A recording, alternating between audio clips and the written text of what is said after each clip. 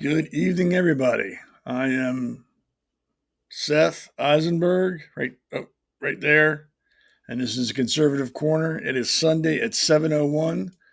So if you were here for me, you're in the right place. If you weren't here for me, sorry about your bad luck. Now you're stuck with me. Hope everybody had a good weekend. Well, there's a little bit left, so I hope you had a good weekend. I did not. I worked this weekend for where I earn my money. I was there more than I wanted to be. But I like having a roof over my head, and I've become addicted to food, so I need to make money, or I won't have neither of those. And I get to go back to work tomorrow for another 5 days, unless, of course, like I've said before, I hit lotto. That would be nice. I bought a ticket, actually, so I'm actually in it to win it now. So that'd be really cool. I mean, I know I have a better chance of getting struck by lightning while sword fighting a shark, riding a unicorn, jumping over a rainbow than I do of actually hitting the lotto. But I'm trying, so that's got to count for something. And Thanksgiving's rolling up. But next Friday is Halloween, then Thanksgiving, then Christmas, then New Year's. I mean, this year is going by really quick. It's insane. That's why you got to slow down every once in a while and just take it all in, because what's gone is gone, and you don't know what tomorrow is going to be. So you got to enjoy it. Which brings me to a point I want to discuss real quick before we get into it. Um, 2 or 3 weeks ago, we had a young lady from talking about domestic abuse, sexual abuse, and human trafficking. Sam, I'm gonna mess her last name up, and I hate to do that.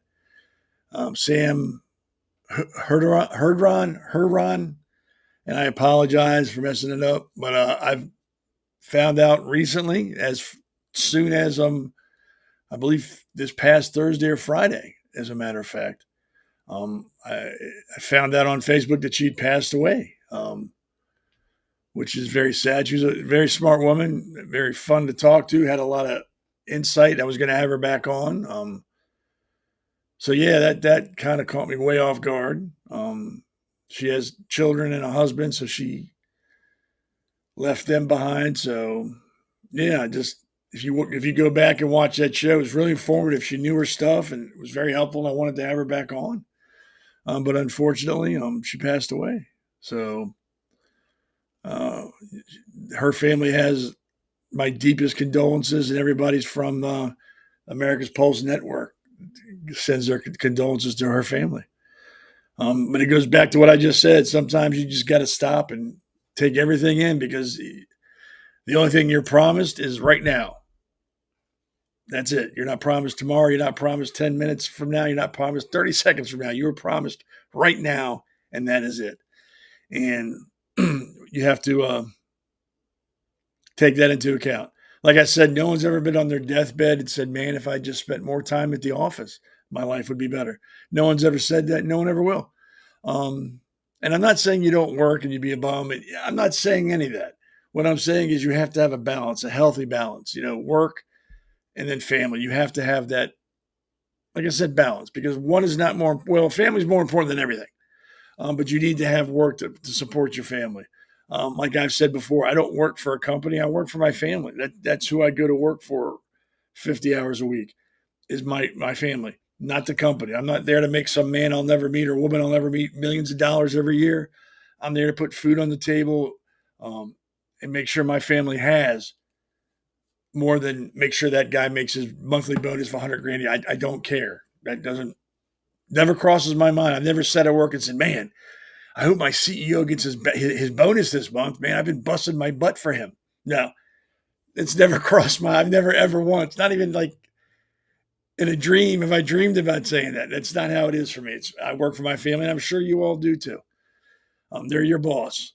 So again, our condolences to her family. She was a great lady, and I'm sure she's going to be missed. And like I said again, just spend that extra 10 minutes with your kids tonight when you read them a story, or stay up a little bit later with your wife or your husband and just be with them, near them, talk to them. Because like I said, we don't know what's going to happen in 10 minutes. You don't know what's going to happen in 30 seconds. So just enjoy what you got while you got it. It's really that. So to her family. So let's get right into it. We're going to start out with the breaking and interesting news.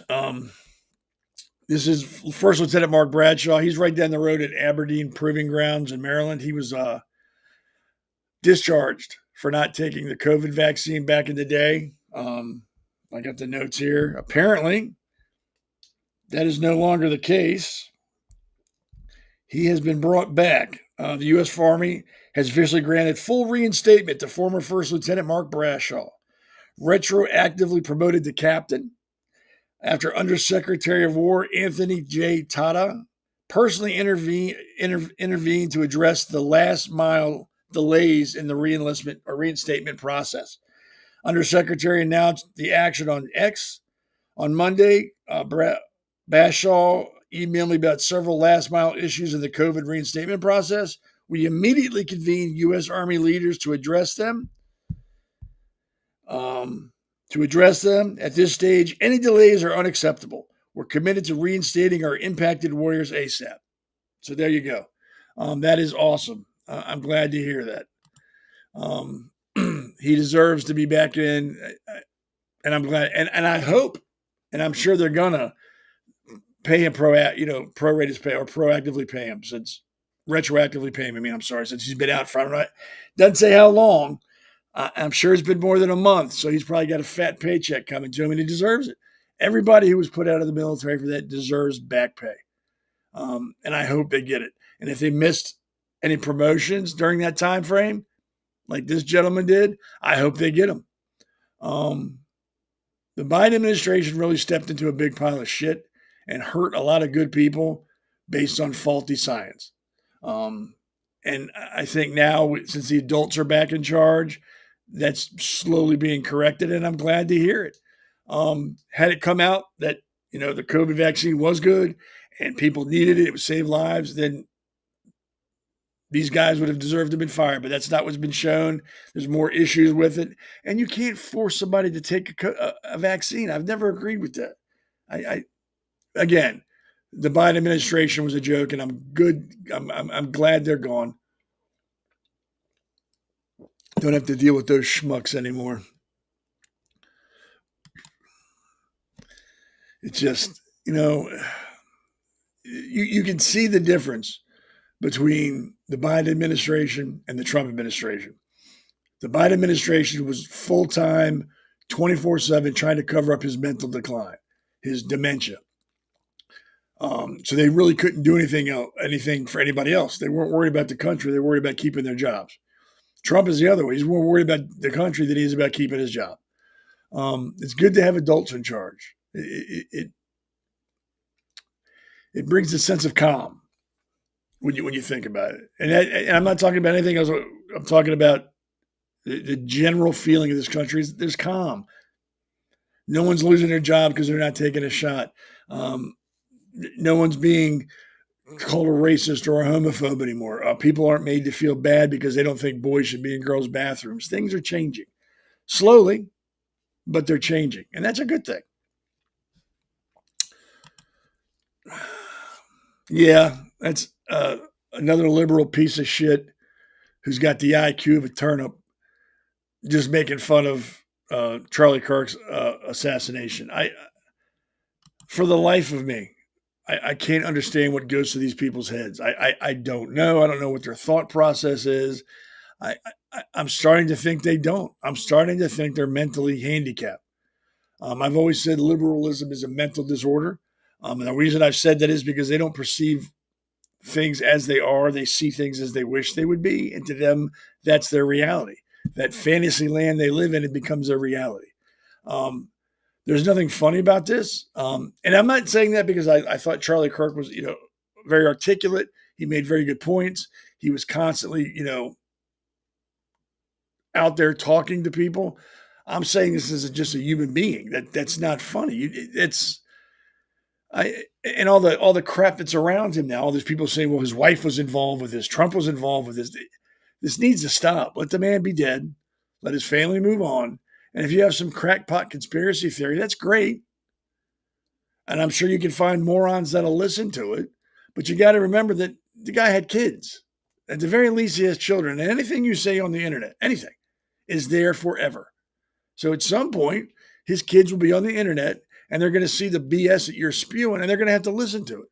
And I know that the people that are spewing the BS don't care about it because they're looking for thumbs up and they're looking to go viral and they're looking to increase their viewership. But at some point you just got to stop and go, look, what's more important, being internet famous or being a good human being? I'll take a good human being over having 5 billion followers. I just don't think this is funny. I don't think it was ever funny. I don't think it would be funny if that were Biden. It wouldn't be funny if it were him that were killed. I wouldn't be making fun of that. And I'd be saying the same thing to Republican conservatives. They were making fun of that. This is nothing to joke about. The man was murdered and his family was there. And people just think it's funny. And that kind of sums up society as a whole now. We're slowly slipping into the cesspool. And people like this think it's funny. And nobody, I don't know if that's a chick or a dude or just a guy with man boobs. I don't know. But someone should have pulled him aside or it aside and said, hey, look, that's not funny. And maybe you need your ass kicked to understand how not funny that is. Because I'm personally tired of this. I'm tired of, every Republican, preaching, let's just get along and try to communicate and come to common ground. What's the common ground with somebody like this? What is the compromise with an animal like that? What do you say? Hey, you can do that. Just take the T-shirt off, or it's okay as long as you don't wear the medal. I mean, what is it that we can compromise with this on? What? And I'm not just saying it because it's Charlie Kirk. Like I said, that could be someone making fun of Biden if he was assassinated. I would be saying the same thing. It's not funny. Grow the fuck up. Really, grow up. And again, I don't know if that's a man with boobs or it's a woman with no chest or I don't know what it is, but it's not funny. And I'm not thinking about anything other than Kirk's family, his children. That's what concerns me. They're going to see this one day. They're going to see all this hatred and all this BS and all the crap coming out of people accusing their mother of, people accusing Trump of. They don't need that. Nobody's children need to hear that. And if you're too stupid to realize that, maybe you should unplug your computer, go outside and play in traffic because you're not helping society. You're not a positive influence on anybody. And again, this is just not funny. And trust me, I know funny. I will laugh and yuck it up at some of the darkest stuff in the world. I've got a very warped sense of humor, but that's not funny. Maybe I'm wrong. I mean, we have the chat open. If you think that's funny, let me know you think it's funny. Explain to me why you think it's funny, and then we can have a back and forth. And I'm not going to try to change your mind. Don't try to change my mind, but I would like to know why anybody would think that's funny or humorous or in any way, shape, or form acceptable. I would really like to hear somebody else's opinion on that. And I got to take it off the screen because I'm tired of looking at that fool. So, yeah, we got liberals running around. They're all for freedom of speech as long as it's agreeing with everything they say and do. Murder's funny as long as it's somebody they don't like. They're just the party of, I don't want to say evil because evil is usually some type of intelligence to it. So it's the party of dumpster fires. That's what it is, the dumpster fire party. It's just a bunch of trash on fire, and nobody can put it out, and it's spreading. I mean, I would like to think that one day that thing dressed up like Charlie Kirk, thinking it's funny, will wake up and go, man, I really need to reach out to that guy's family and apologize. What I did was completely uncalled for. Even if I don't like the guy or agree with the guy, it's going to affect his family. They're going to see this and they need to know. But that'll never happen. He's probably getting told by his other knuckle dragging, mouth breathing, inbred friends how funny and witty he is. And man, you're going to go viral and you're going to become famous in the trailer park and everybody's going to know your name. And the next time you're at the trough doing whatever it is you do, people are going to pat you on your back. And when you're with your wife's sister, you're going to be cool. I don't know. It's just disgusting. I'm disgusted with society as a whole at this point, no matter what happened. I mean, and we're going to get into it a little bit later, but nobody, a vast majority of people are no longer using common sense to guide their decisions. They're not using logic. They're not using facts. They're using their gut and their feelings and stuff that doesn't matter. And that's when we get people like this that don't use logic, don't use intelligence, that go with their feelings. That's what we get this. We get to deal with a schmuck like that who thinks that's funny. Common sense is so rare, it should be considered a superpower now. I mean, I'm serious. I'm not trying to be funny. It's the facts. It's just really a fact now. It's not anything I'm proud of or we all should be laughing at. It's something that needs to be corrected in this country. And I don't know if it will anytime soon. And again, we can't put this all on Trump. We can't say Trump will fix it. That's one person. One person can't fix all the ills of our country. It's us, the people, that have to start standing up to people like that. Go, look, that's not funny. Stop. You had your minute. Go away. There are children here. His children. I mean, stop. But we're not going to do that because that's his First Amendment right. Yes, it is. And I'm not saying he can't do it. I'm just saying he shouldn't do it. And someone should, maybe he doesn't know any better. Maybe he hit his head and he's stupid and doesn't know. And someone goes, hey, Paul, that's not funny. You shouldn't do that. Well, I didn't know that. Who knows? Who knows? But maybe he should be told. I'm sure he's not stupid. I'm sure he knows exactly what he's doing. And he's okay with it. And that's the sad part. That's the sad part. So that's the breaking and interesting news and that I'd share with you. Get right into the show. I'm sure everybody's been keeping up to date with the Hamas Israeli ceasefire that's been going on, and Hamas has apparently broken it, and Israel's retaliated. And of course, all the anti-Semitic trash is jumping on, Hamas. They're good. They're not. It's Israel's fault. It's their fault, and it just never ends with those people. Never ends. I think there was a gymnastics competition in Indonesia or something like that, and they banned the Israeli athletes from being there because it's all about the terrorist organization and making sure they feel good and welcome and that they know everybody loves them. Not the Israeli athletes who've done nothing to anybody except practice their asses off to get to where they're at, to only to be told by some third world nation that they can't be there. Number one, Israel should be happy they're not there because they're not going to catch some disease that hasn't been named yet. I don't think it's a bad thing not going there. I mean, what is Indonesia's major export? Hepatitis? I mean, what are they known for? So it's probably good they weren't there. But I'm sure they're disappointed because, like I said, these are athletes that have trained to be there, and they're being told no by mouth breathers. So I kind of feel sorry for the Israeli gymnastic team, but it's probably a good thing. But back to Hamas. They have, let me skip one, I'm sorry. Here it is. They can't find all the bodies of the hostages they've killed. They're going to need more time to find them. So they're asking for more time. And Trump said, yeah, sure, you got 48 hours. You got 48 hours to find the people that you kidnapped and then murdered, and now you can't find their bodies. You got 48 hours. And again, all the people that were protesting wars have not said a word about this. They're not out there screaming, yelling, hey, Hamas, release the hostages. You need to get these people back home. No, of course they're not doing that because, as I said last weekend, this has nothing to do with Israel. This has nothing to do with the war. This is anti-Semitism on display, hiding behind, war. They're trying to, this is all just about the war and the aggression. No, it's not, because if it were, you'd be screaming about this now too. But you're not. You're not, because this is all about being anti-Israel, anti-Jewish. And if you're anti-Israel, you're anti-Jewish. I'm tired of hearing people splitting hairs. Well, no, it's the Jews I like. I just don't like Israel. Really? I don't like priests, but I like Catholics. No, you can't have it both ways. I mean, in your little sick world, you probably can.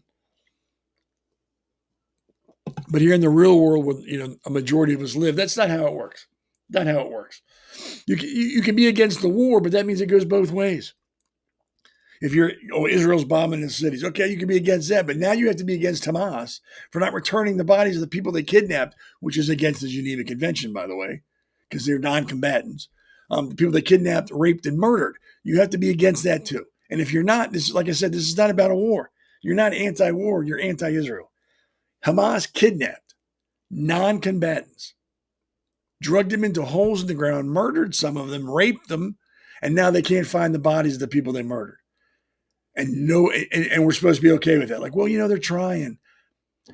If I were Israel, the minute I got the phone call or the text message, however they tell each other, hey, we can't find the body, I would have started bombing that country again immediately. Like, okay, that's fine. We understand. Bomb them. Go back. We're going back to war. I'm not doing this anymore. Every time we take a step forward, these troglodytes take 3 steps back and the world goes, it's okay. They're trying. I don't give a shit what the world says anymore. I don't care what anybody tells me anymore. They have murdered and raped my countrymen. Now they can't find the bodies. You know what? I'm going to give you some bodies. I'll help you find some bodies. And I would bomb the shit out of them straight for 48 hours. I would not stop. I don't care what country said what. I don't care what anybody said. I would bomb. If there were still standing buildings, I would put them down. If I saw anybody with a gun that I thought Hamas was Hamas, I'd drop a bomb on them. I would put the fear of God into them. So the next time they think about doing something, they're going to remember, no. Remember what happened last time? For 48 straight hours, they bombed us. They bombed us into the ground. We can't mess with those people anymore. We need to stop. But that's not going to happen. And that's why I'll never be in charge of a country, because I would lose my shit like that 17 times a day. And this all goes back to America. When they had American hostages that Hamas took, Biden didn't do shit to get them back. He expected Israel to do it, but then told them in the manner in which they can get the hostages back. Don't be too aggressive. Stop doing this. You need to give aid. You need to do.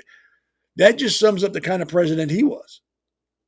He was more worried about how it looked globally than about his fellow countrymen in holes in the ground with animals that were raping people and murdering babies.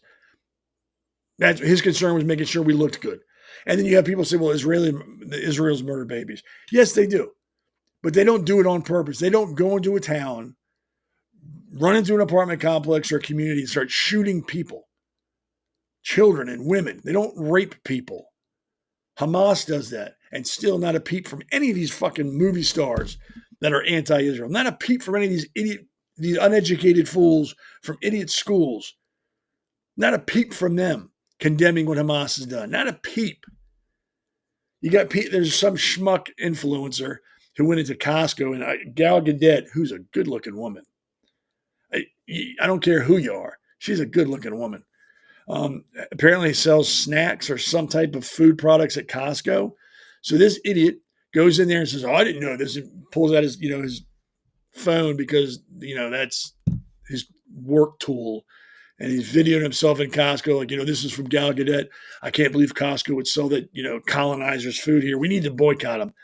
I can't imagine being such a loser with a meaningless life that I would go out of my way to find things that upset me, go live to show other people what's upset me so that those losers can be just as upset as I am about something that nobody cares about. Nobody cares except those losers. What has her food got to do with anything? Are you going to ban or cancel anything that has to do with Hamas because they can't find bodies of people they murdered and raped? Are we going to do anything about that? Or we're just worried about the cookies that Gal Gadot is selling because she's Jewish. But it's not about her being Jewish. It's just because she's Israeli. She could be any other nation, anything else in the world. She could be a Buddhist in Israel. That would be fine. But it's just because she's Israeli we want to cancel her.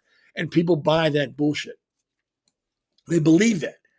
You only have to have an IQ of a houseplant to realize, like I said, this ain't about Israel. It's about Jews. This is about Jews because they're not condemning Hamas. They are not condemning Hamas.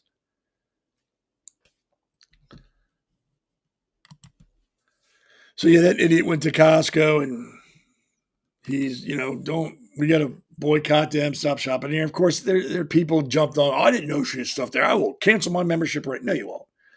You're not going to cancel your membership.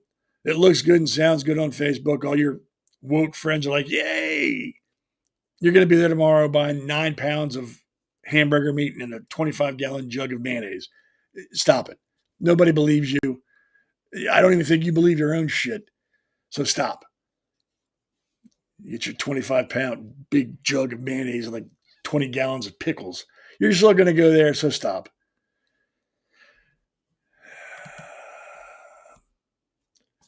Trump has said that Hamas will not be hard to take care of if their ceasefire fails. And I would consider this a failure.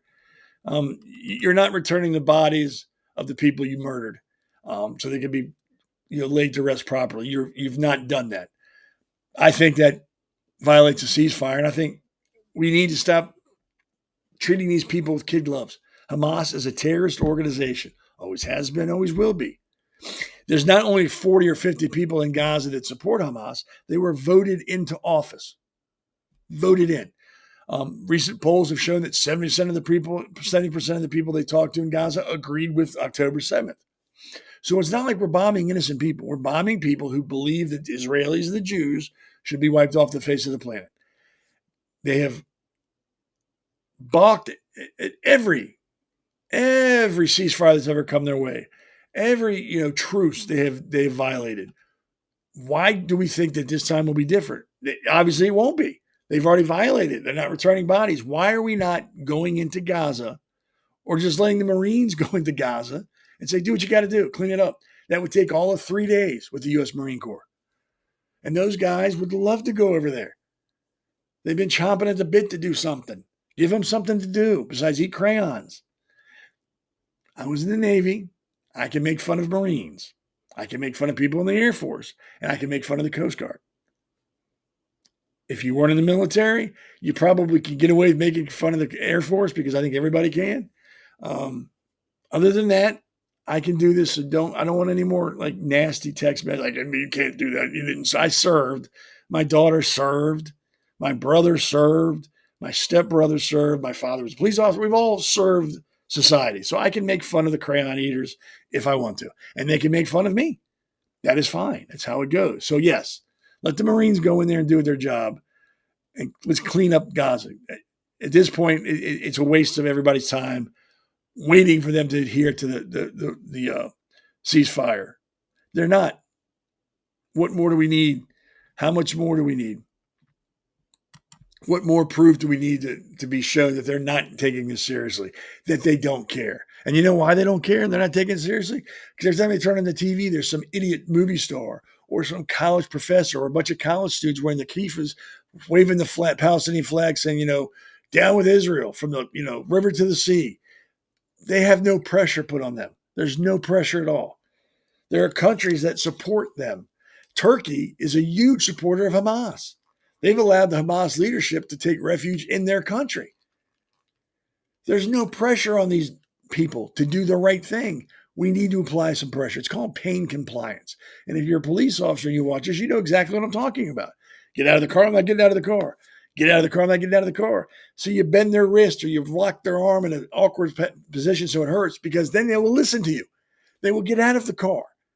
Same thing would apply to Gaza. Pain compliance. Obviously, the ass whooping Israel put on them wasn't enough because they're still fucking about.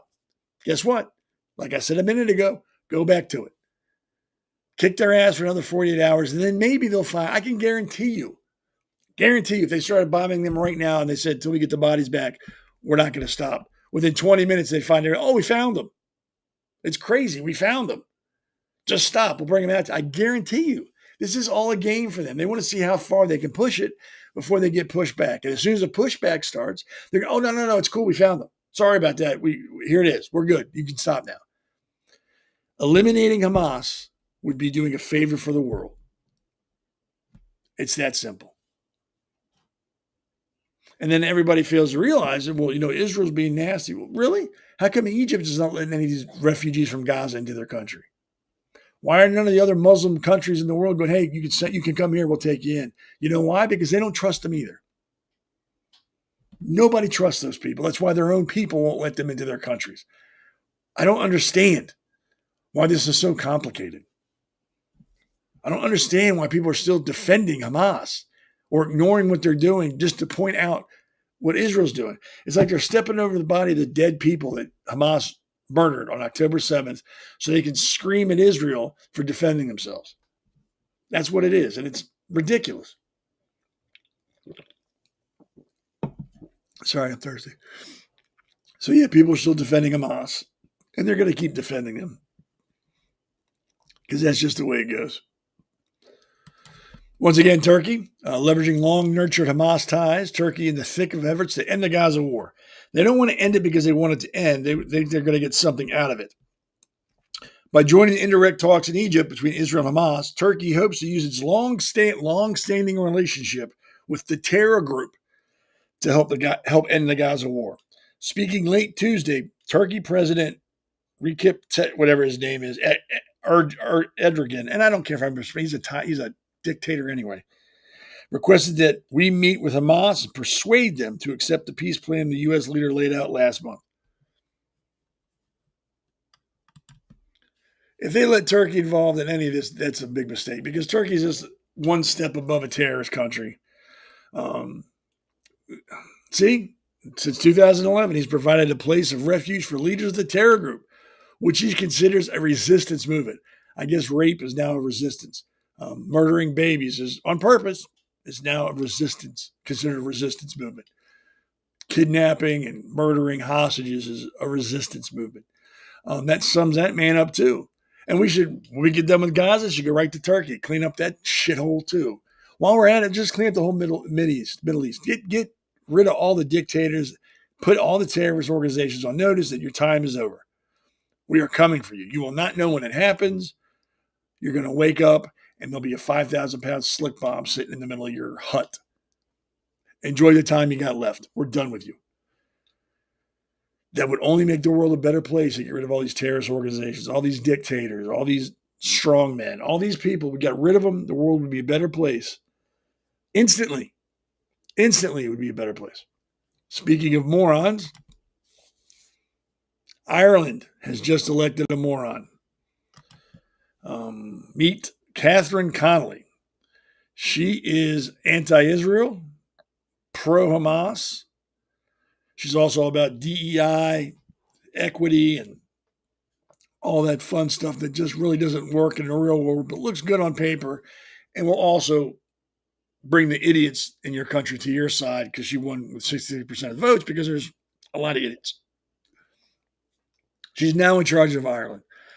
I can't imagine how that's going to be good for anyone in Ireland that has an IQ or has a functioning IQ. That country is probably just going to slip quicker into the shithole. Too bad Conor McGregor didn't run and win. He would have been better than this. He would have been exponentially better than this thing that they've elected.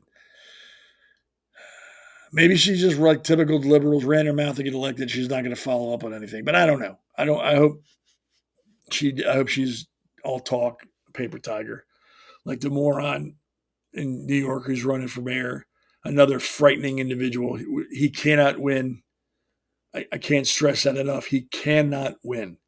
What I don't agree with is people are saying the government's going to try to deport him. I don't agree with that, unless there's legal reason to do so. But if they're just doing it because they're afraid he might win the election, I do not support that at all. If he violated or lied on his application to become a citizen or something like that, then yes. But then if he's done it, everybody else who's done it has to face the same consequences. And if you're a conservative, that's the way you got to look at it. If he's here legally and follow the law, so be it. He's here. If he lied or did anything illegal to get here, then yes, he needs to go. But you can't be a conservative and say, no, he has to go because I don't like him. He's a communist or socialist. We need to get him out of here. That's not a conservative value. So yeah, but he can't win, and I'm frightened that he might. I'm hoping that he doesn't, but something tells me I think he's gonna. So we're gonna have to wait and find out about that. So yeah, this schmuck Catherine Connolly wins the Irish presidency in a historic landslide, securing record-breaking 63% of the votes. And The trailer parks went crazy. And I'm not making fun of you live in a trailer park. Understand that. It's just a thing. Okay? Don't take it personal. You can make fun of me where I live if you want to. I think my house is like 1,300 square foot. It's tiny. You can make fun of it. Make fun of me. I don't care. It's called humor. Don't take it personal. Every time I turn around, I've told you, I'll keep telling you, anti-Semitism is getting worse. And it doesn't stop with Jews. They will come for Christians. They will come for Protestants. They will come for Buddhists. They will, once they get done with one, do you think that anger just magically disappears? And now they're all hunky-dory? No, they'll find somebody else to be angry with. And then they'll find somebody else until there's nobody else to be angry at. Then they'll implode and there'll be like a civil war. We don't want it to get that far. So if you work somewhere or you're out somewhere or what have you, and you hear someone spewing anti-Semitic crap or supporting Hamas, as hard as it's going to be, you need to say something. Because trust me, you're not the only person that feels the same way you do in that space. If you say something, somebody else will pipe up with you. And before you know it, you'll have more people telling that person to shut up or get out than you ever thought imaginable. We need to start making them feel uncomfortable. I'm not talking about violence. I'm not saying that. What I'm saying is you can be assertive and you can be loud just like they are and make them feel uncomfortable. Let them know that that crap's not welcome where you're at and they need to leave. Make them uncomfortable. If you're in a workplace and someone's talking about that, go to your HR representative and file a complaint. Every time they say something, go file a complaint. Become a thorn in their side until they do something about it because you're in the right. It's got to stop. It's getting worse. All the time it gets worse. And I've told you it would. Please, let's nip this in the bud. All right, let's take a break, come back, and we'll keep rapping. America's Pulse Network. The mainstream media is bought and paid for. The truth is twisted to fit their agenda. But America is waking up because podcasts are the future for trusted media. Welcome to the America's Pulse Network. It is a network built by patriots that upholds the Constitution. The America's Pulse Network stands for God, truth, and the America First movement. There is no corporate propaganda, no government spin, just real news, real talk, and real voices fighting for faith, freedom, and the future of this great nation with common sense. Here are some of America's Pulse Network podcasts. Alexandra Levine Live, hosted by Alexandra Levine. Jersey Shore Podcast, hosted by Damon Galdo. The Conservative Corner, hosted by Seth Eisenberg. APN's The Pulse, hosted by Alexandra, Damon, and Seth. So tune into America's Pulse Network on the following social media platforms: X/Twitter, Rumble, Truth Social, Facebook, and YouTube. Join the revolution. Because the pulse of America beats for God and country. America's Pulse Network is for faith, family, freedom, and truth.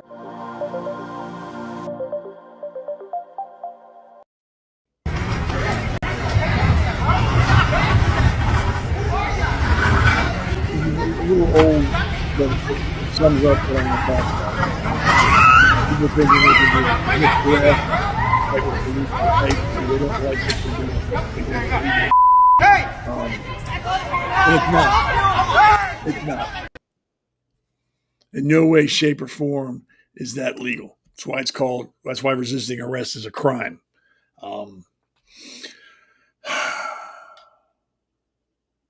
I don't understand why people think. Number one, let's break it down. ICE is enforcing federal law. They're not enforcing Trump's whims. They are enforcing the law that can be quantified. You can look it up and you can find it. It's there. Trump did not write the law. It's not a law that was written into existence 20 minutes ago. It has been on the books forever. We've just had inept and incompetent presidents and administrations prior to this that didn't look at the border as a serious issue. They didn't think it was worth enforcing that law. It was okay for people to pour across the border, bring in fentanyl, probably terrorists crossing the border unknown and illegally. That was okay. Driving up prices for healthcare, bringing labor prices pay down because people come across the border will do a job that normally would charge $10 an hour. They'll do it for $4. So President Trump is not acting out of hand. He's not doing anything that's illegal. This is all law. He's enforcing the law. ICE just happens to be the department that enforces it. Local police should be backing them up because federal law supersedes state law, which supersedes local law. If you're out and about and you see ICE doing something, arresting an illegal immigrant or conducting an investigation, what have you, you have no legal right to interfere with that. None. Just if you were driving by and saw a state trooper or a police officer, a sheriff, deputy sheriff doing a traffic stop, you have no right to interject yourself into that stop at all. It's illegal. You can be arrested for obstruction or interfering with the lawful course of a police officer's duty. You can be arrested immediately for that. Now, if the officer is doing something untoward and you wouldn't know because you're not an officer and you don't have a degree in law, maybe you could get involved and say that needs to stop. But even then, you should call for somebody else to come out. You have no legal right to interfere with the legal activities of a law enforcement officer, federal, state, or local. None at all. End of story. Hard stop. And if you do, you're going to get your ass kicked and you're going to be arrested. If you interfere with ICE, you're going to be charged with a felony. So you're going to do jail time. And you're going to get your ass kicked, and you're going to get fined, which all makes me laugh. There are video after video after video on YouTube, on Facebook, anywhere, of morons jumping in to fight ICE because they have no right to pull these people off the street. They have every right. It's legal. If it wasn't legal, by now the Supreme Court would have said something, or someone would have gone to the Supreme Court and they'd have struck it down. But they haven't because it's legal. If you're in this country illegally, you're going to be arrested and deported. You have had decades to get right with the law, to apply for citizenship, to take the steps to make your stay here legal. You have chosen not to do this for whatever reason. You've chosen not to follow the steps that millions of other people before you have followed. You cannot play the victim now. This is all on you. You have chose this course of action. You have put yourself in this position to be arrested, separated from your family, and sent back to the shithole whence you came. You have done this. I feel no pity for you. I don't feel sorry for you. I feel sorry for the ICE officers and the local police departments that have to deal with the idiots that are out there thinking that they're doing God's work by fighting police officers at ICE who are just simply doing their job and enforcing the law. That's who I feel sorry for. I don't care if you've been in this country 35 years and you own 5 million houses and 27 businesses and you've cured the blind and helped the lame walk. You are here illegally. You've had 35 years to do the right thing. You've chosen not to. You've thumbed your nose at our Constitution. It is time for you to go. End of story. If you got kids, if they were born here, for I don't know how much longer that'll be, they can stay here because they're considered citizens. So no one's breaking your family up unless you choose to have your family broken up. But number two, if I get arrested today for something, I get separated from my family. Nobody's out there screaming and crying for me. I don't got people throwing themselves in front of cops because I can't go see my family for however long I'm sentenced. This is all selective outrage. Selective, and it's based on feelings, not facts. It's based on emotions, not the law. We have to get back to a time in our country when people respected the law. And if you broke the law, people looked down on you. Didn't judge you, just looked down on you because maybe you had a reason. Like that guy who's running for sheriff, I can't remember where, who killed the man that raped his daughter. Yeah, you broke the law. Yeah, you murdered a person, but it was deserved. That man deserved to die. Maybe not by your hand. Maybe you should have let the law take it. Whatever. That's different. If you're in this country illegally, know you were here illegally and did nothing to protect it or protect yourself by doing the right thing, and now you're crying the blues because they're coming for you, you know what this is? It's the world's smallest violin. And it's playing just for you. And all you preachers and reverends and holy people out there telling you, fight it. Don't, you come to this country. Render unto Caesar that which is Caesar's, and render unto God that which is God's. Which means you follow the laws of the leaders that are appointed over you while you're here, as long as it doesn't go against God. And enforcing the law does not go against God. Because we're not enforcing a law that says, hey, if you have blue eyes or green hair or whatever, we're going to kill you. That's not what's happening. So don't throw the Bible in my face. And I'm going to have, like I said, I'm going to try to get a pastor, a gentleman I know, a very smart man who's got a master's in theology, have him on there, and I can ask him that question. Maybe I'm wrong. Maybe it does say in the Bible what we're doing is wrong. And if that's the case, I'll apologize for being wrong. But I don't think anywhere in the Bible does it say to break the law, that you're okay to break laws that make sense, that aren't against God, that aren't evil. And if you can name me one country that doesn't have a border and doesn't enforce them, I'd like to know.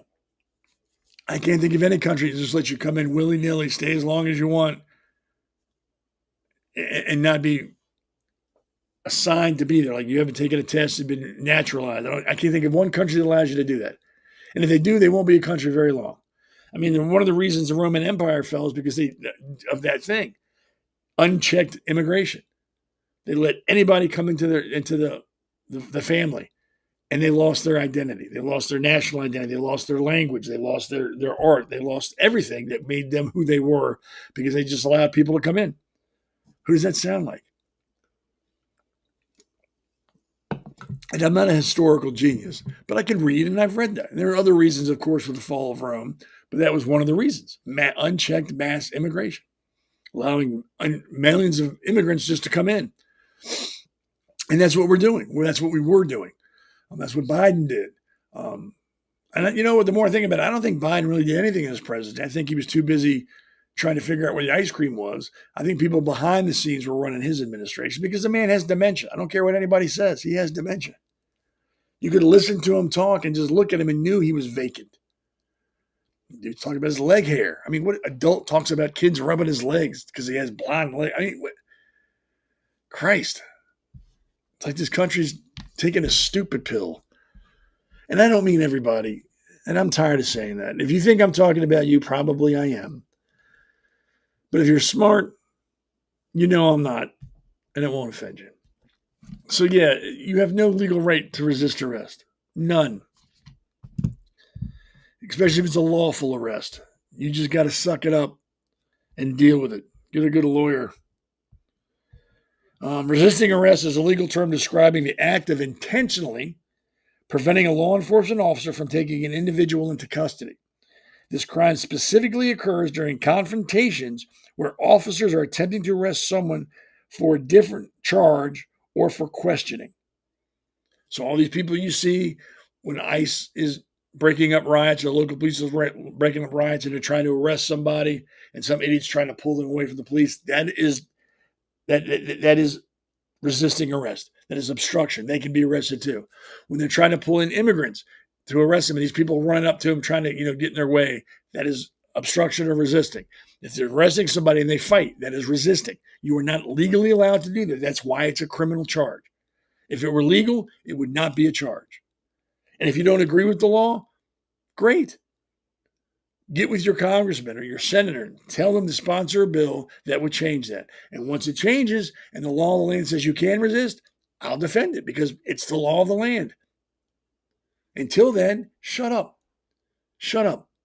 You resist arrest, you're going to get beat harder. You're going to do more time in jail than you would have originally, and the fines will be bigger. 9 times out of 10, if you just shut your mouth, check your ego at the door, do what you're told, you're probably going to walk away. Really. Even if you're like at a protest and you're being loud and nasty, you're in the cop's face and they tell you to back up and you back up, they're not going to mess with you. It's when you stand there and you don't listen to them and you try to break up an arrest or you try to get in their way when they're making an arrest, that's when you get in trouble. That's what turns a little thing into a full-blown court case, and you got to get a lawyer and you're looking at time. It's ego. So if you see this, mind your business and walk the other way. It's really that easy. It is really that simple. Oh, the man's under arrest. I should shut my goddamn mouth and walk away. There you go. They're not beating on this guy. They're not hurting this guy. This guy's not fighting. You know why? Because he knows he's wrong. Every time you see ICE arrested people come out of court, are they fighting? No, they're crying because they realize they screwed up and got caught. Why fight? You know they're right. You know you're wrong.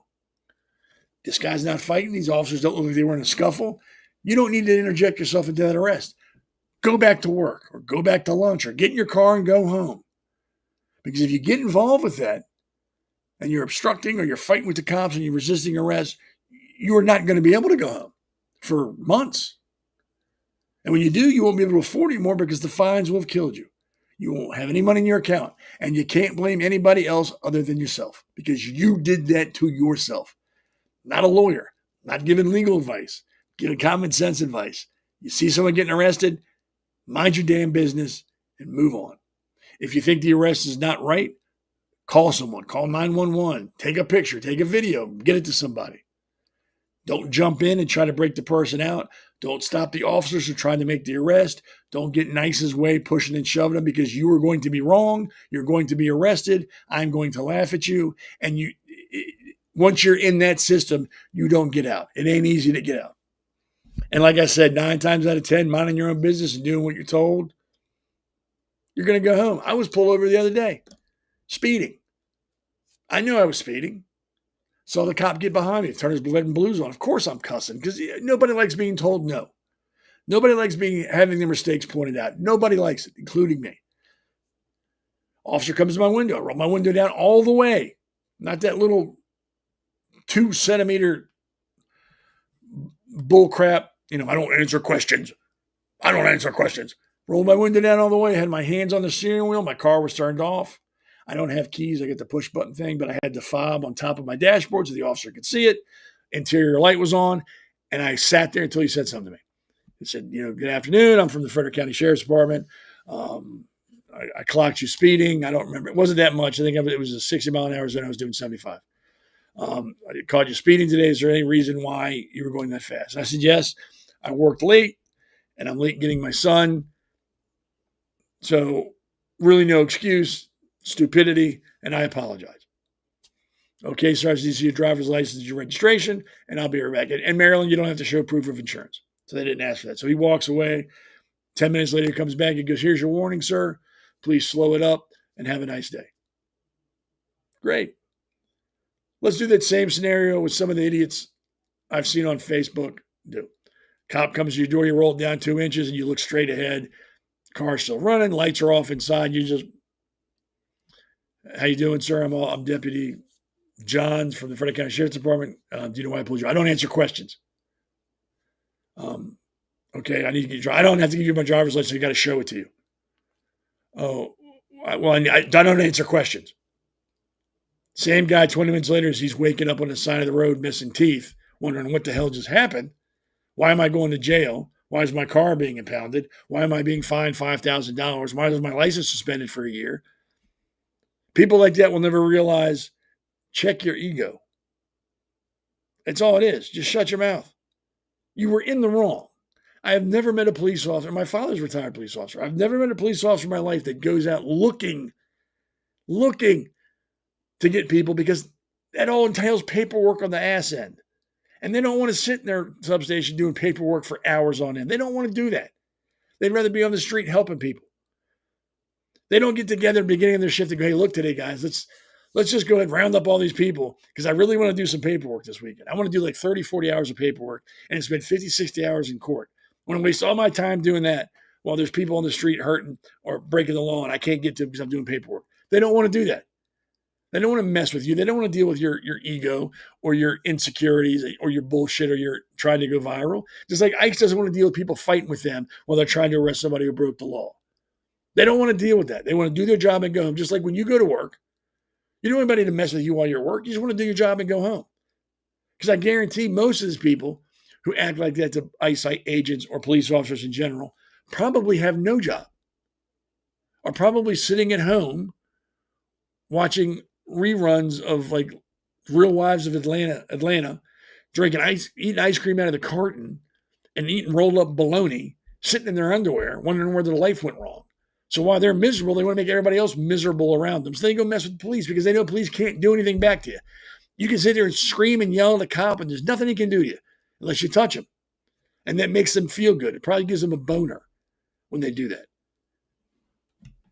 So yeah, if you mess with the police, you're going to get arrested. So stay away. You see an arrest going on with ICE like this, make sure that example one more time. If you see that going on, Stay out of it. Stay out of it. You're not a lawyer. You don't know what the hell you're talking about. Shoving your phone in his face doesn't intimidate them. Saying, get me your supervisor doesn't intimidate them because they're on the right side of the law. You just look like a jackass. And like I said, if you really think there's something wrong, take a picture, take a video, and get it to a police department. Call somebody immediately. You have no right to interfere in a police stop. Ask any lawyer in the world, they're going to tell you the same thing. You have no legal right to intervene in an arrest at all. None. And if you do, you're going to get yourself in trouble. I can't believe I got to tell adults this. That I got to explain how you act with a police officer, ICE arresting somebody. Makes my beard itch. The stupid is still strong in this country. And we can't allow it just to fester and go on and on and on. We can't. If not for yourself, for your children, what kind of world or country are they going to get when we're gone? What are we leaving them? A bunch of granola eating, tree hugging, tofu sprout eating hipsters that let everybody do what they want to do because it feels good? We don't need the law. If it makes you feel good, just do it. Yeah, that country will last all of 10 minutes. So yeah, stand up for what's right. And I've always said, stand up for what's right is never easy. You're going to catch a lot of hell for it. But it's worth it. Because at the end of the day, you can look yourself in the mirror and go, I did the right thing. I did the right thing. I'm proud of what I did.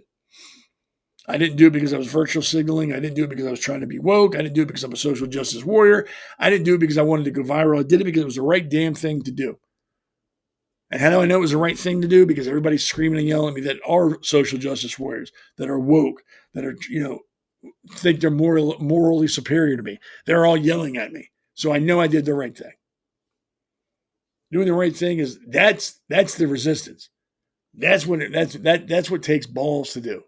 Seeing Antifa beating on a cop, you pull the Antifa off and you beat Antifa. That's the right thing to do. But I don't know. Maybe I don't know what I'm talking about. Maybe I'm stupid. Maybe I'm old-fashioned. I don't know. But I just believe that's the way things should go. Welcome to America's Pulse Network. This is APN's very own White House correspondent, Alexandra Levine. This is so amazing and miraculous. We've never had a president in the history of our nation doing this. And we hope to God that he continues doing this forever and ever. Thank you. God bless you, everybody. And God bless President Trump. And God bless you. Hello, everyone. This is Alexandra Levine with the America's Pulse Network. I am the White House correspondent right here in the heart of D.C. as President Trump is celebrating 250 years of America and the military. Subscribe and follow America's Pulse Network on the above social medias. That was Alexandra Levine, our White House correspondent, who also has podcasts on this network, America's Pulse Network, 2 days a week. Really smart chick, has really good shows. They're fun to watch. She's fun to watch. She gets really very passionate about what she's talking about. Then we have Damon the Hammer Galdo, who was talked about the first break. Again, very smart guy. Has a really good show. He has a radio show. I think he's taking a little break from that for a while because he's running for Congress, I believe. So he's back in that. So if you live in New Jersey, I don't know if you'd claim publicly to live in New Jersey. I'm kidding. But if you live in New Jersey, support him. Damon Sherrod might have this screen, and if he does, you can put it up. November 4th, Damon Galdo is going to be at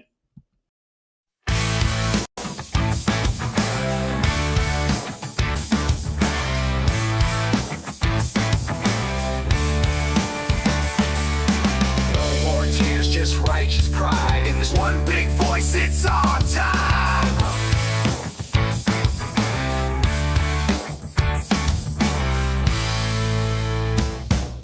Generation fighters take the stand. From shore to shore, we reclaim the land. Grit and glory in every strand. In Jersey Shore, we make our stand.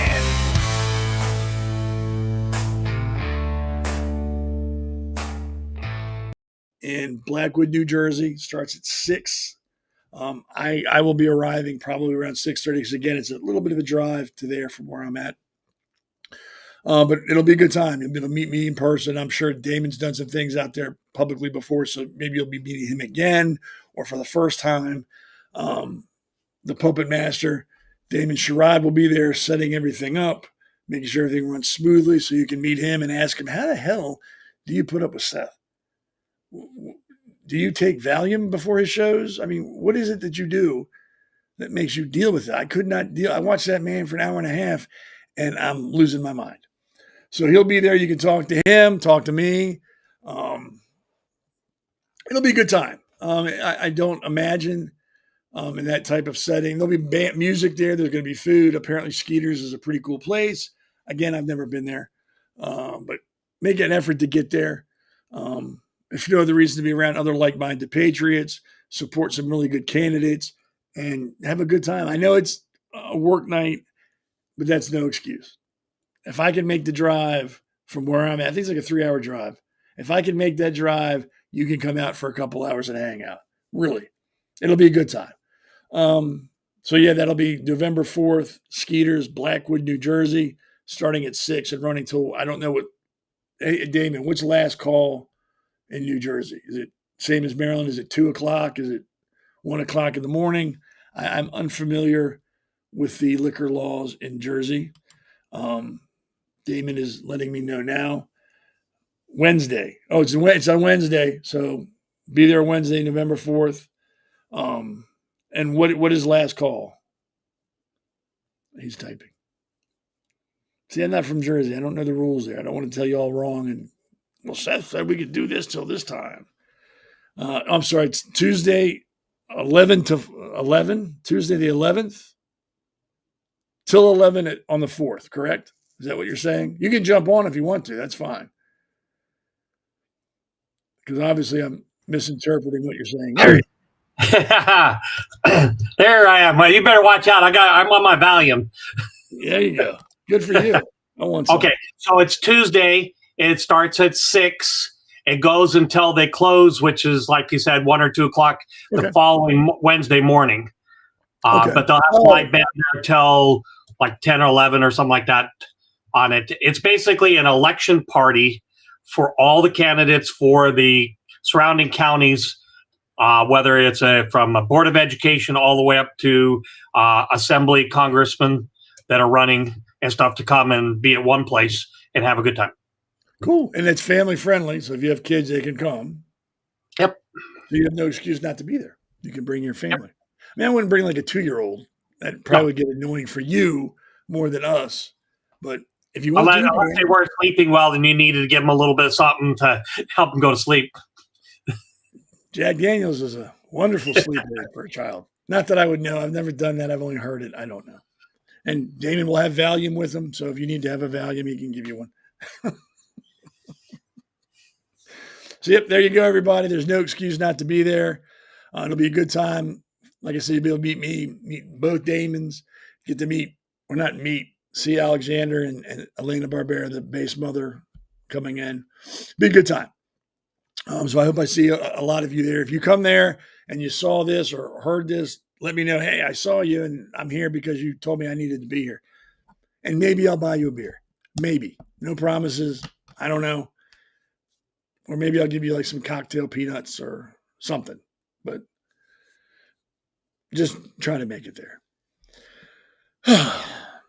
That's that. Okay. Again, there's stuff going on in Venezuela that I wanted to talk about, and I'm sure everybody's heard about it. I mean, you've probably heard, well, we can't be doing that in international waters. These people are just fishermen. And then you've heard, they're not fishermen. They're drug runners, and they're getting what they deserve. Before I go further, here's my take. If they're drug runners, and it can be proven, and I'm sure they're not just randomly shooting at boats coming out of Venezuela. I'm sure there's people that are identifying these boats before they leave and letting us know, hey, this boat has drugs on it. All the pictures I've seen of the boats before they're put down, there's no fishing gear. There's big barrels. You can assume that in those barrels is not talcum powder. It's drugs. And if that is the case and they are drug dealers, I say, hoorah, keep doing it. Drug cartels have killed millions of people. They're not innocent. They are not victims.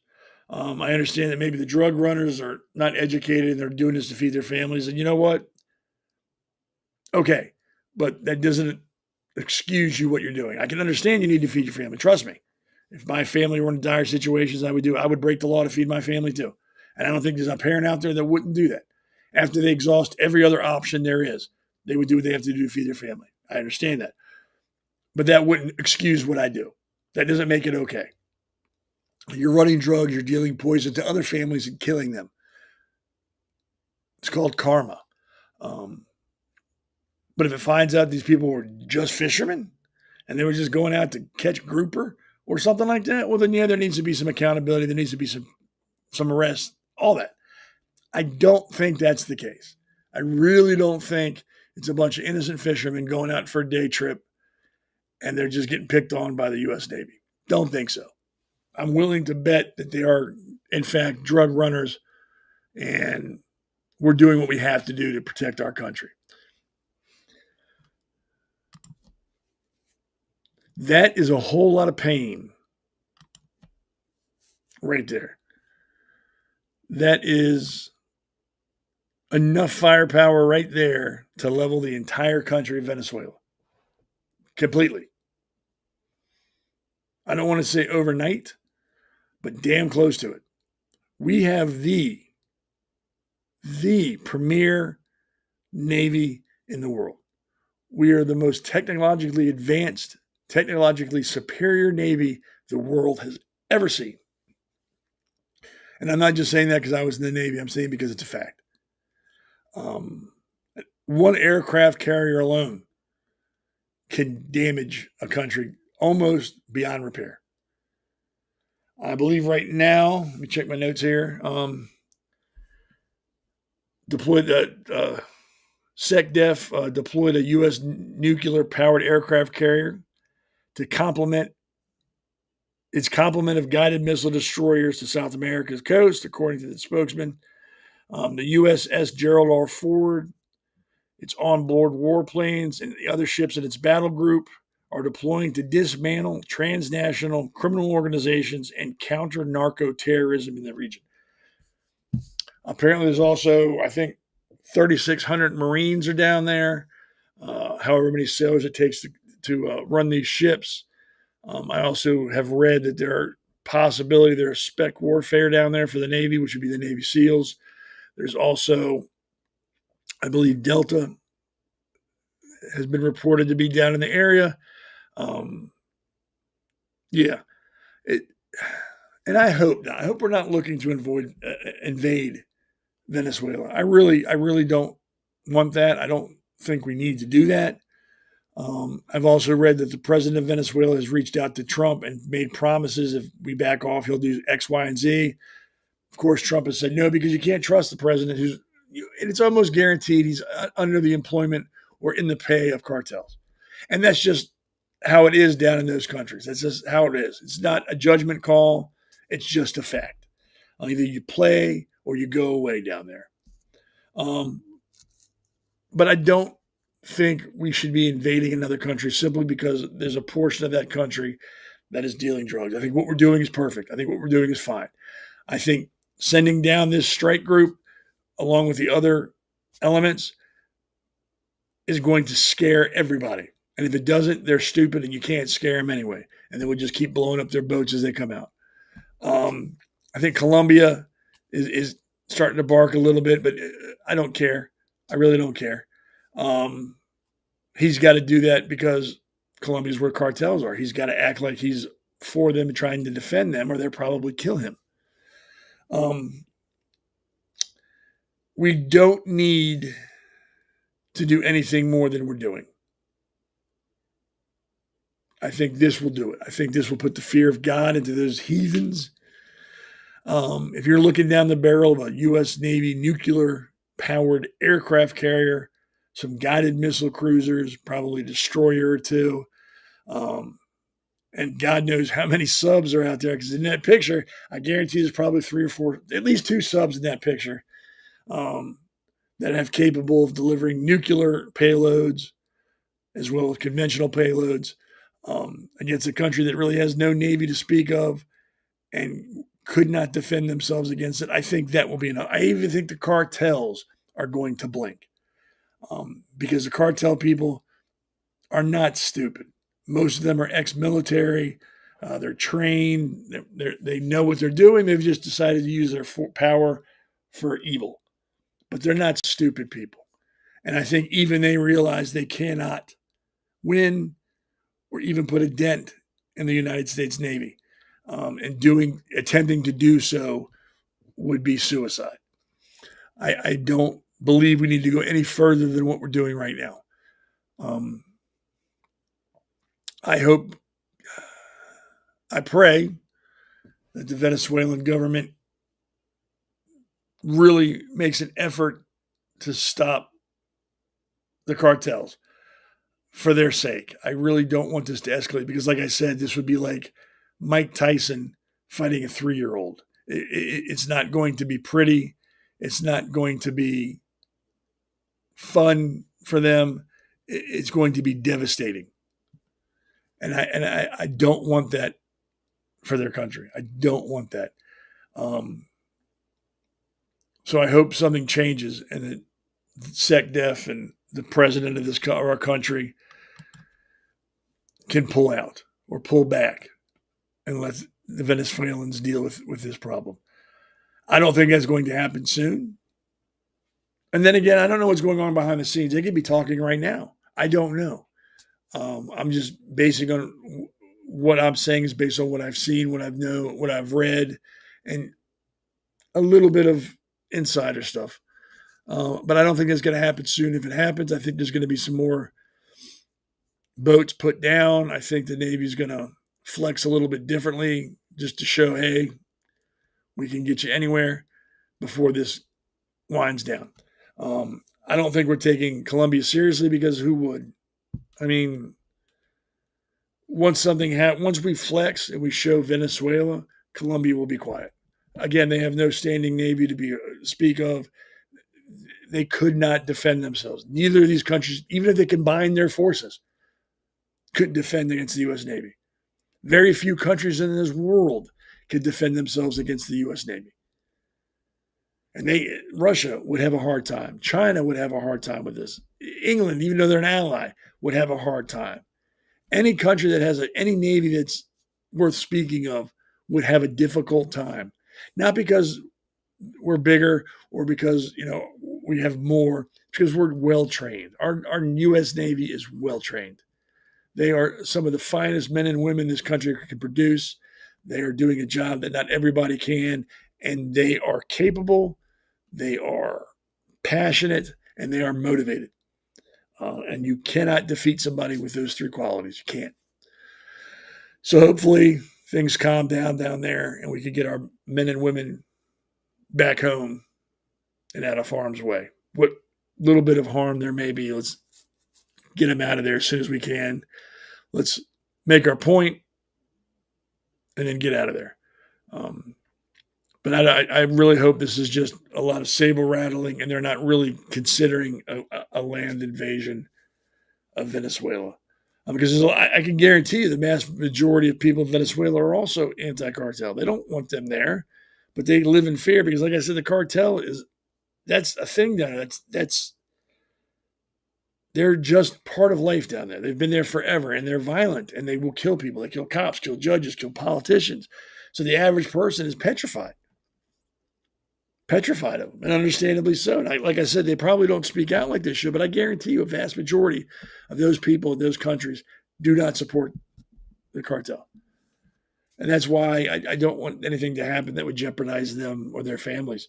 I hope this shows that we have the resolve. We will do this if you make us.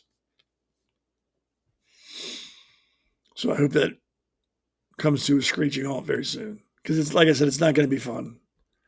Nobody's going to win that. I don't mean that like, ooh, we won, they lost. I just mean in the grand scheme of life, nobody's going to win that. It's going to be horrible. It's going to be one of the most one-sided things this world has ever seen if it comes down to it.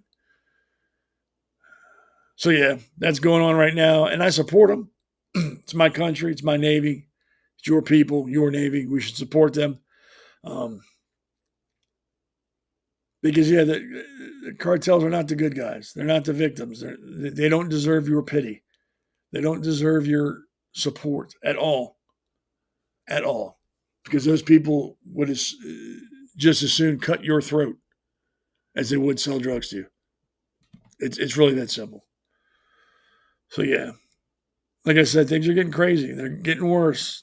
It's time for good people to stand up and stand on the side of right.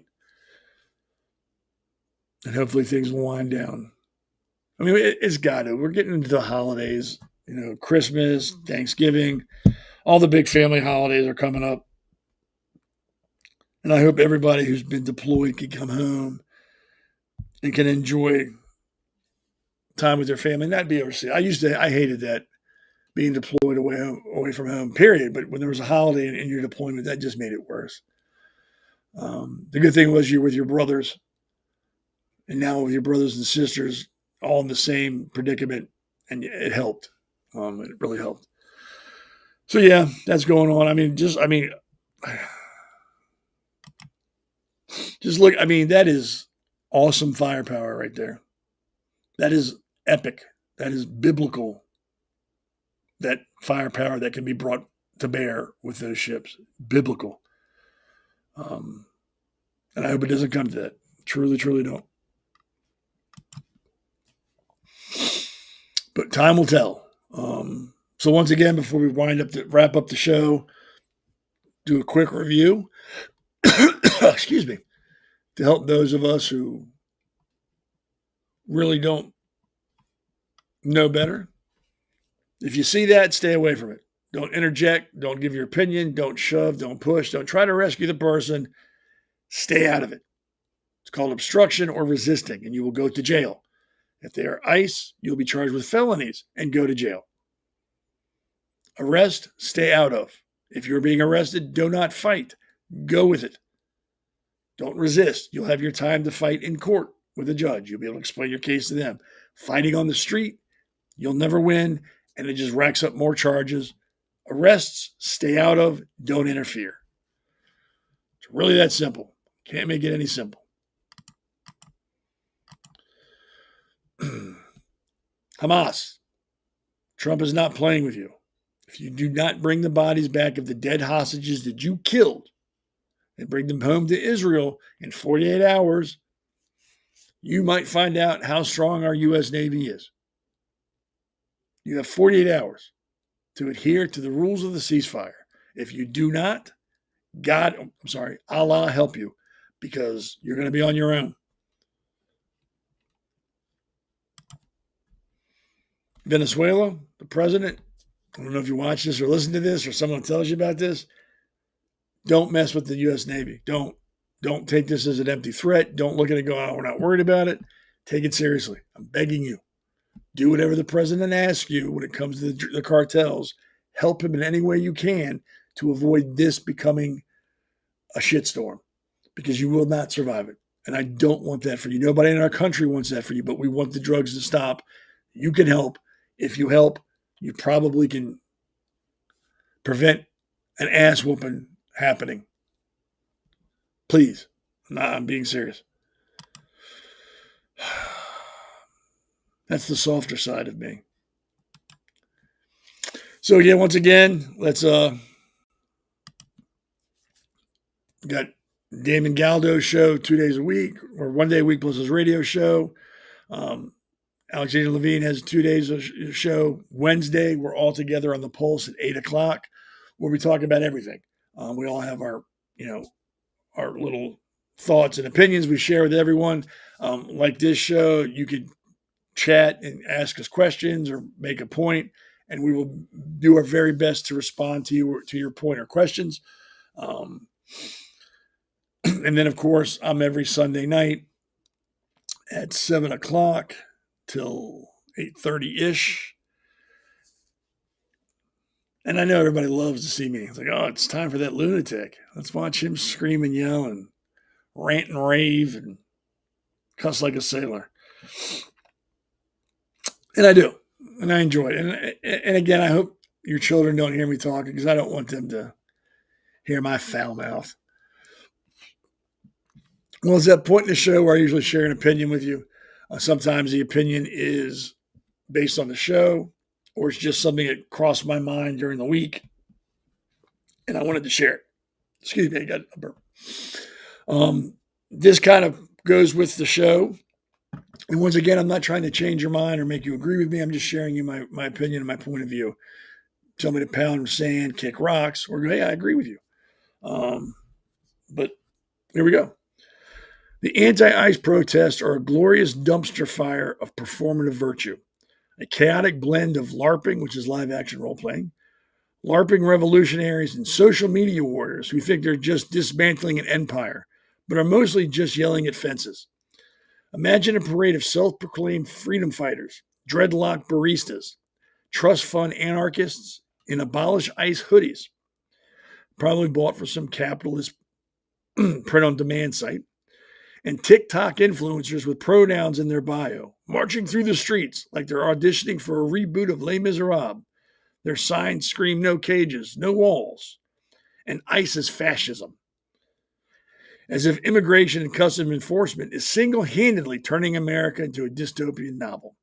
It's October 2025, and these folks are out here fighting a border agency like it's the Death Star, while the real world spins on, powered by the very capitalism they decry. The scene is a masterclass in cognitive dissonance.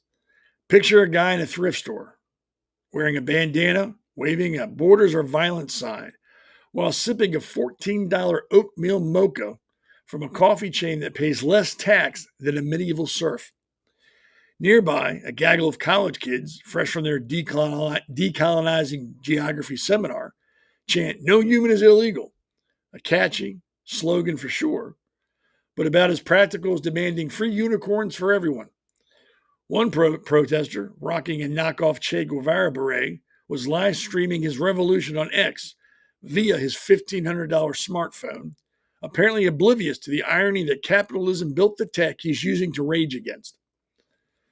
The crowd's energy was less storm the Bastille and more crash a vegan potluck with megaphones. They weren't fighting ICE, they were fighting a vibe, and the vibe was winning. The X feed was comedic gold. Abolish ICE trended briefly before getting drowned out by Ice Queen, a hashtag for some influencer's new frozen cocktail line. Capitalism never sleeps, folks. One viral clip showed a protester in a smash the system shirt trying to liberate a chain link fence outside an ICE office, only to trip and faceplant in a puddle. Another gem, a teary-eyed activist ranting about kids in cages in front of a strip mall, recycling a 2018 talking point that's been debunked more times than the flat earth theory.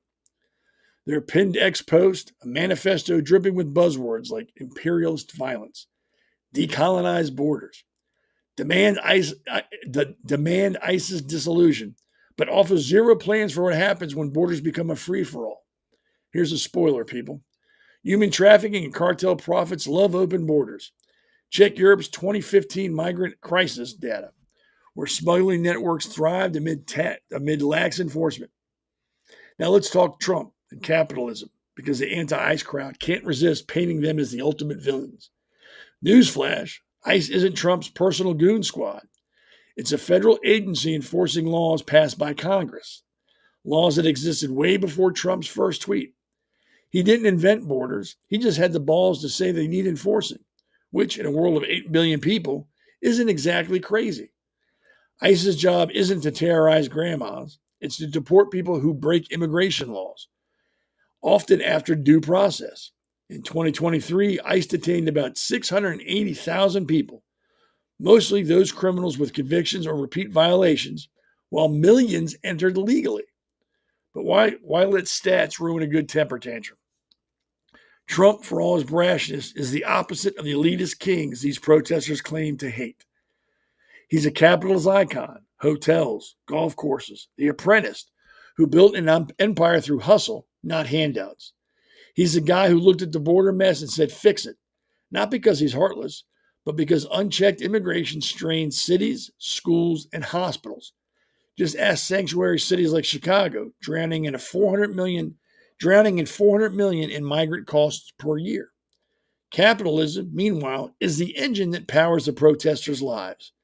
It is the reason they can buy their Abolish ICE merch on Etsy, stream their outrage on X, or order DoorDash when the protest runs late and mom's in bed and can't make their Hot Pockets.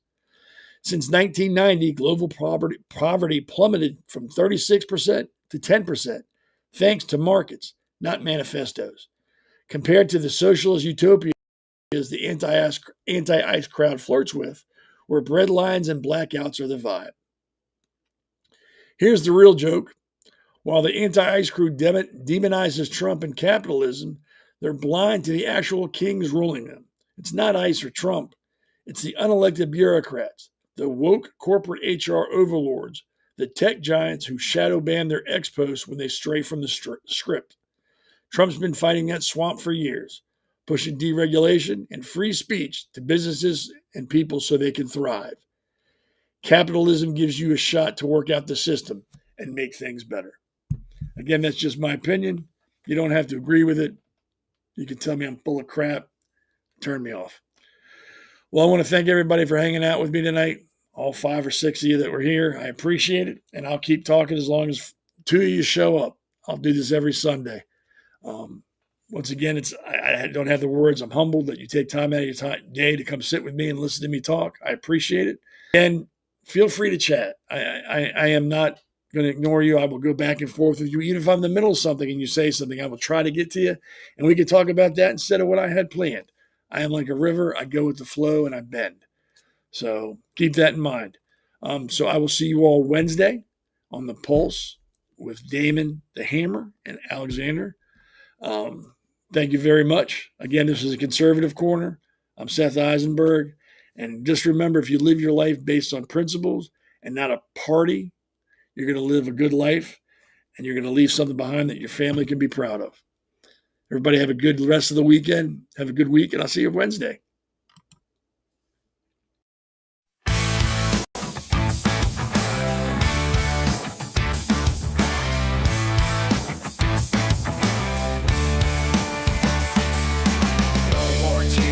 Righteous pride in this one big voice, it's our time.